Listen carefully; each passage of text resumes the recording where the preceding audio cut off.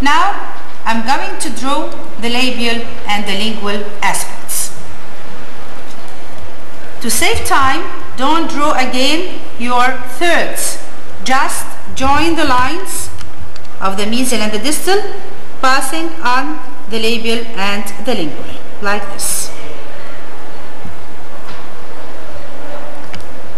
And this also to be sure that all lines are on the same level,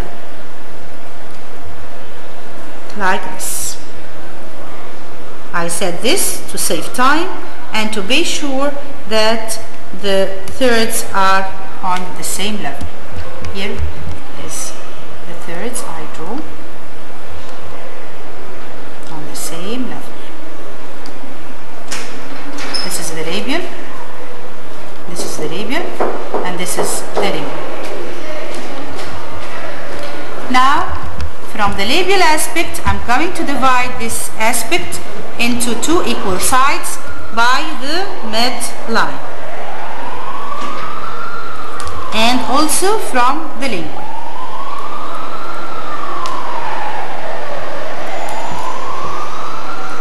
Join the midline all over the block, like this. Now I have my block, the crown divided into 3/3, and I have the midline drawn. Now I'm going to draw the labial and lingual aspects. Here is the labial aspect.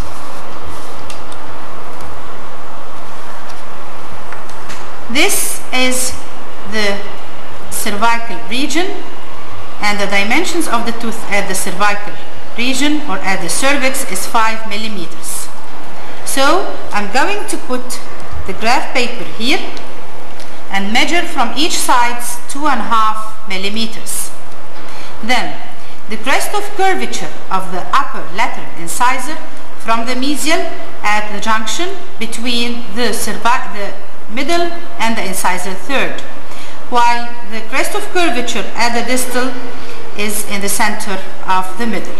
Here we can call the crest of curvature contact areas, but never to call the crest of curvature at the mesial and the distal the crest of curvature, because never to call the crest of curvature here contact areas, because the contact area here where the neighbor tooth will contact this tooth. Now with the graph paper, here the dimension of the crest of curvature is 6.5. If you divide 6.5, you will find that it equals to 3.25. This is difficult to put 0.25 on the dimensions of this tooth. So we will do it as 7 millimeters. So the dimension here will be 3.5, and this is easier to be measured on the graph paper. Now you are going to join the lines. From the cervical line or crest of curvature, the mesial outline of the labial aspect is convex, with the crest of curvature at the junction between middle and the incisal third. And the crest of curvature and the distal outline is more convex, with the crest of curvature at the center of the middle. Join these points together. Now there is a characteristic morphology of the upper lateral incisor, where the apex of the root is distally located, or located to the distal side, just at the apical third only. If it looks like the central, it should be like this, but in the lateral it is curved to the distal, just in the apical third. This is the point of the apex. Just cross the midline, pass the midline, and put the point of the apex of the root. At the same time, I'm going to draw just a quickly outline for the lingual, because the lingual is difficult to be drawn. Put again the paper, the graph paper, measure 2 millimeters from each side. Here, 2 millimeters and half. Here, 2 millimeters and half.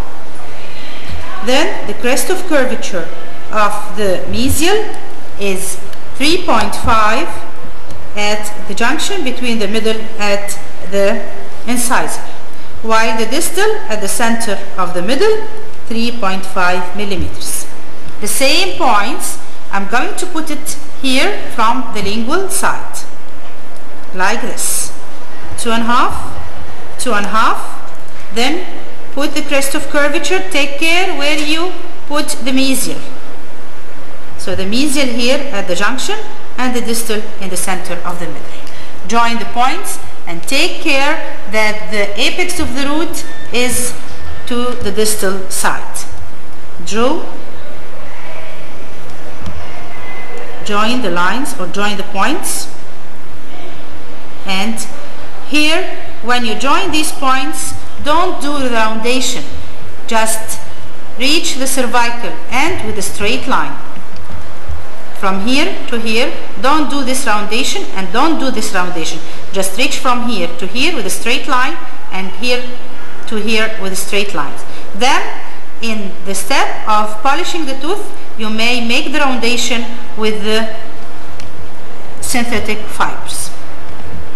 Here, I'm going to join the points till I reach the incisal edge. There are two ways to draw this. Sometimes we draw it straight, the apex straight, then at the end of the carving, I bend the root on the flame, like this. I hold the root and bend it here on the flame, or I may draw it curved distally from the beginning.